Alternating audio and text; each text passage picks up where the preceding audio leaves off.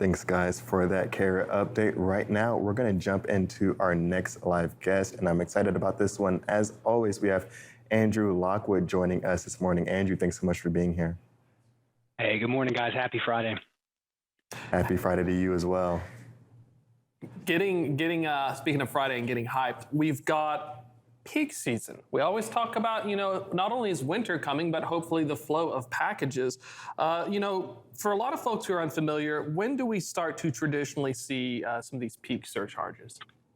Yeah, so we're almost right upon it. Labor Day is the start for really kind of what that first month of peak season is. And so we will see those charges enacted by your major carriers starting September 5th, really carrying through early October. USPS is putting in their charges in starting effective October 2nd as well. And really that'll carry all the way through usually early to mid-January. So we're right upon the precipice of peak season. And I think interestingly enough, there's this kind of general feeling that people aren't spending money, that the economy's, has been going downhill. I think the interesting story I'm seeing here is e-commerce is actually still looking to grow, especially as a percentage of total retail sales. Some of these predictions go back to earlier this year, and you could be downgraded a bit. But this part of retail sales is continuing to explode. That's going to equate to more packages. I don't think it's going to be as explosive as it was in the past 2 years, but it's still we're forecasting a pretty strong peak season. And Andrew, in your perspective, do you see this being the biggest surprise, or are there any other changes that you'd see in that calculus formula for surcharges that really would start to shift this time around? Yeah, and I'm glad you said calculus, because you may need your TI-84, your slide rule, all of the above for this one. As a shipper, if you're out there just trying to sell your goods, even as a 3PL, it is a muddled world of complexity. Certainly the peak season surcharges add a different element to your business that you're already doing. In fact, there's a FedEx formula for peaking factor, and no lie, it took me about 15 minutes to digest it. In their service guide on their website. It's and it basically kind of equates to 100% peaking factor, where your normal levels, you have to divide and carry the two and do some other math there. But essentially, the outcome is if you go over that, you're going to pay anywhere between $1.25 to $7 per package. So kind of a hefty penalty for, shipping more than what you normally would. I'll just kind of keep it simple like that. That's one thing to be aware of. I always look for strategies too for how do you circumvent this. And I ran some numbers. I thought this was really interesting.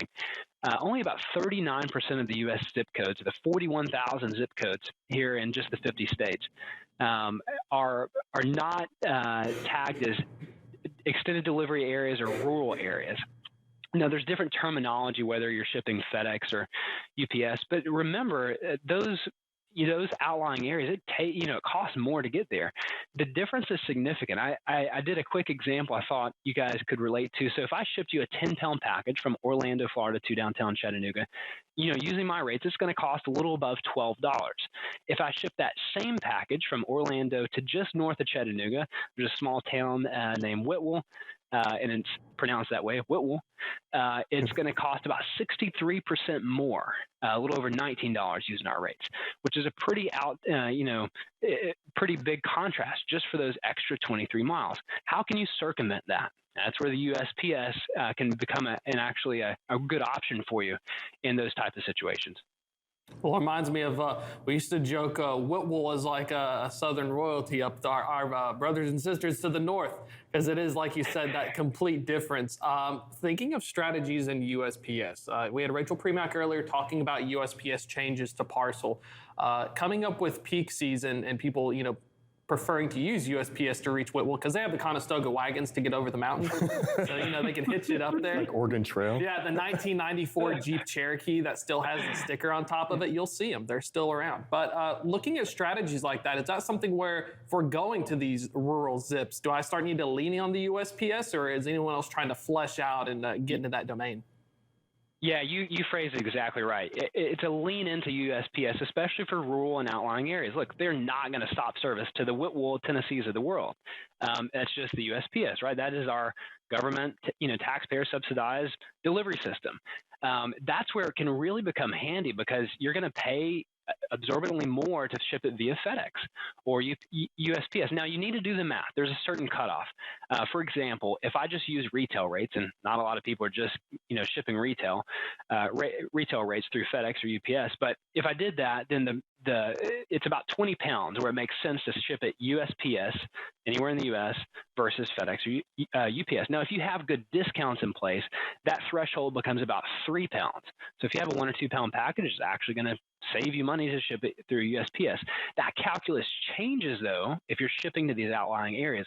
Here's what I'd recommend, and I did this exercise myself this week. You can go on both FedEx and USPS website, download the file of the zip codes that are tagged delivery area extended or remote or rural or whatever the phraseology is. And then as you're shipping things, build that into your processes. If you have an outlying zip code like that, do the math. And it may take a few iterations, but I think that's a great strategy for leaning into the USPS, putting some volume down that trail, but also keeping in mind your total shipping costs and trying to save a buck. And Andrew, when kind of using the USPS almost like a relief valve here, do you see them really having the right staff in place, potentially infrastructure, whatever it might be, truly be impactful? Or do you think that there's still a little bit more growth or a little bit more efficiency to be had on the USPS side? I think recently their speed has been incredible, and I'm going to give you a personal story. Stuff's shipping from California in like a day or two to me here in Orlando, just regular snail mail. So recently the speed's certainly been there. I don't know if that's because volumes have dipped. I haven't dove quite into that, but I've not heard any intelligence either that says that they're looking to be short-staffed or they're going into peak season, way underhanded. So.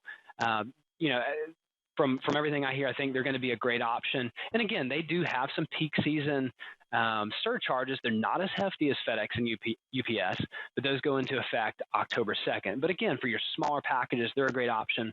For your urban areas, FedEx and UPS, especially with those discounts. And remember, everything's negotiable. If you have a lot of those extended area rule, talk to your parcel rep.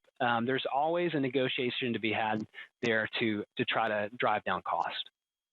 Final thought. Speaking about weight, I recently had a problem where I ordered 40 pounds of cat litter. And not only did Amazon ship it to the USPS gave up the ghost, didn't even wrap it, and just slapped a too heavy thing on it. Is there any strategy if I'm shipping, quite a bit of stuff? Is that something where we still need to utilize that matrix, or are there a specific parcel carrier I just need to think of for heavy things? You just need to go to the store for your cat litter. No, I think every carrier is going to struggle with that a little bit, especially in there's been a big movement away from FedEx injecting into USPS. They've tried to build the infrastructure to handle it themselves. Amazon and I believe UPS also still do a little bit of injection there at the final mile. But anytime you've got more touches, you're going to have those chances for error or damaged packaging. I've not seen a big difference, though, from a quality standpoint or from an error, reporting standpoint for those type of damages, though. But I would encourage you, go to the grocery store just down the street for your packaging or for your cat litter. Their job description said can lift up to 50 pounds. I just wanted to test it. And it turns out that the person was much smarter and was like, you know what? I didn't deliver it after all. Well played. Love it. Love it. And Andrew, it's always great having you on. If people want to get in touch with you, reach out, how can they do that? Yeah, find me on LinkedIn, Andrew Lockwood at Sudeth Global Logistics. In fact, somebody reached out last month. Had a great dialogue with somebody about one of those topics. So you can reach me. I love to talk about all things logistics. You guys know this. So reach out to me there on LinkedIn. Awesome. Andrew, thanks so much for joining us again this Friday morning. We'll check with you again next week. Right now, we're going to take a short break, but we'll be right back with more Freightwaves Now.